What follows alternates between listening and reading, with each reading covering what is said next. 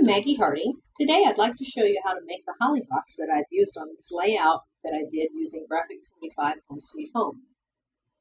They're really very easy to make. I've used Spellbinder's Blossom 3 die, and I've used the next to the smallest one. And you want to cut 2 flowers with that die. I've used Tuscan Red from the Coordinations Graphic 45 series, but you can use any red that kind of matches. I'm also using some Lindy's, and this is Tiger Lily Red Orange. And I'm using Lindy's Golden Doubloons Moonshadow Mist. And I'm also using an inexpensive set of iridescent water paints. You can get these at Hobby Lobby or Michael's, and they work really great for coloring your flowers. You don't need the mist that I have. That's just a suggestion. If you have this set of paints, you probably can do everything I'm going to do. Okay, so you've cut 2 of these. The first thing we want to do is take our scissors and cut around the edges towards the center, not all the way, just to free up the petals so that they'll be a little bit easier to manipulate. You want to go all the way around and cut them. Now what I like to do is just give them a quick little mist with just plain water, because what I want to do is get the paper wet so that it will absorb paint and mist better. Otherwise, it's a little resistant at first. Okay, now I'm going to take a paintbrush, and I'm going to use this sort of peach color up here.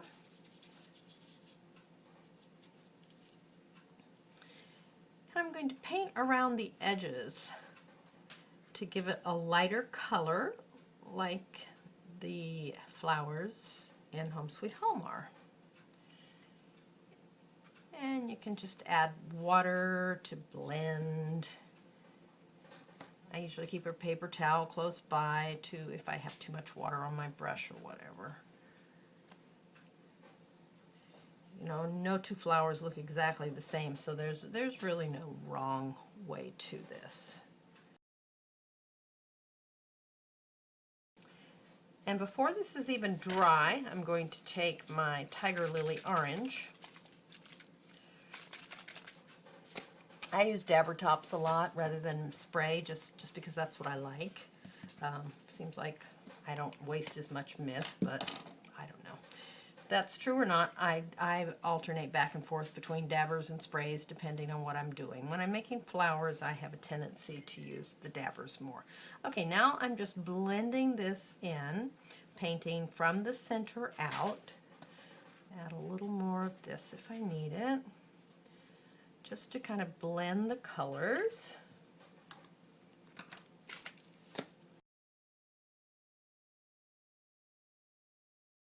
Dry them so they're not bone dry, but mostly dry.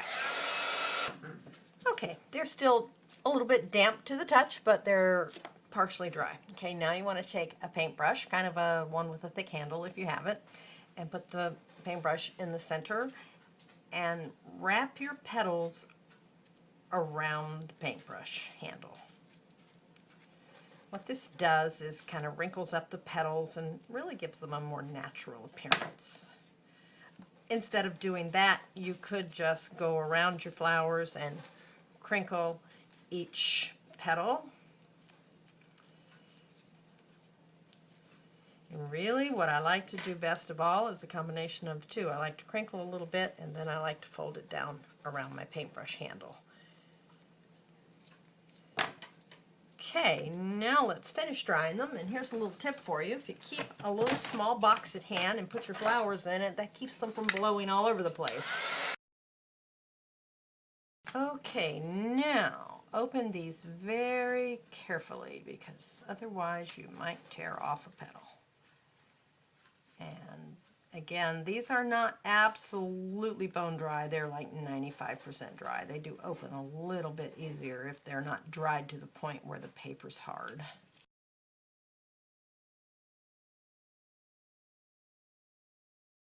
Okay, now you want to take a paintbrush with a fairly thin end.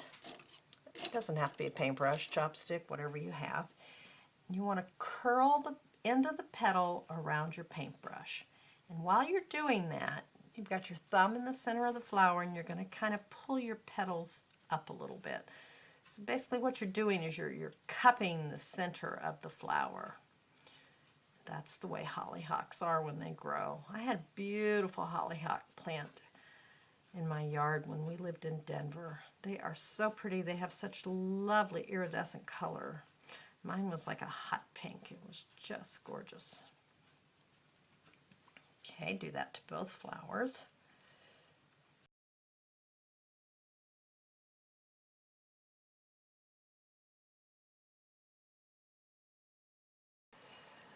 Okay, now it's time to glue them together. Pick the one that you think's prettiest to go on top. I use hot glue. You can use any type of fast drying glue that you like. And put the one flower on top of the other. Make sure you have the petals so that they're alternating, staggered. There you go. You can continue to fluff it a little bit. Okay, now it's time to make the center of our flower. I've already cut 2 starburst. I've used this McGill punch to cut them, and I've cut them out of sort of a dark brown cardstock. And this is just me, because I like everything to be just so. So I'm going to use a little bit of Lindy's Moonshadow Mist. This is golden doubloons. And what I'm going to do is spray this on, because I want to give this a little bit of a glitter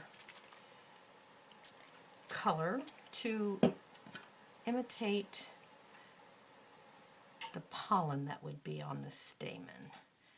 Now normally I use either Lindy's or Shimmer's makes it. It's a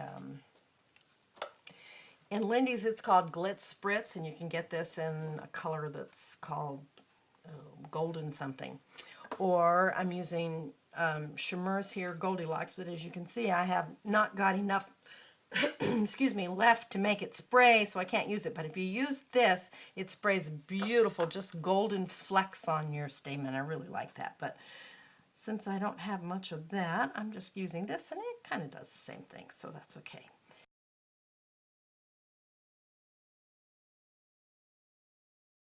Okay. Now you're going to want to pearl for the center.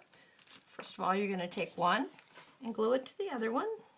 Again, staggering so that the long stamen are not overlapping each other. Okay, and then take a pearl for your center.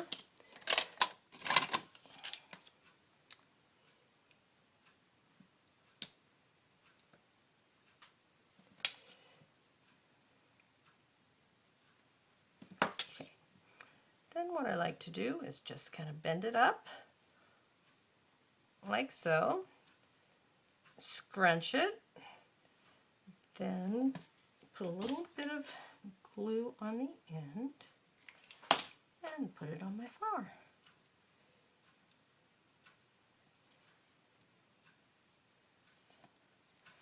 Okay, and then just kind of scrunch up your stamen. And there you have it, a nice pretty flower. Put it on with some white so you can see it better. All right, that's all there is to making these beautiful hollyhocks. I hope you'll make some. Thanks for watching.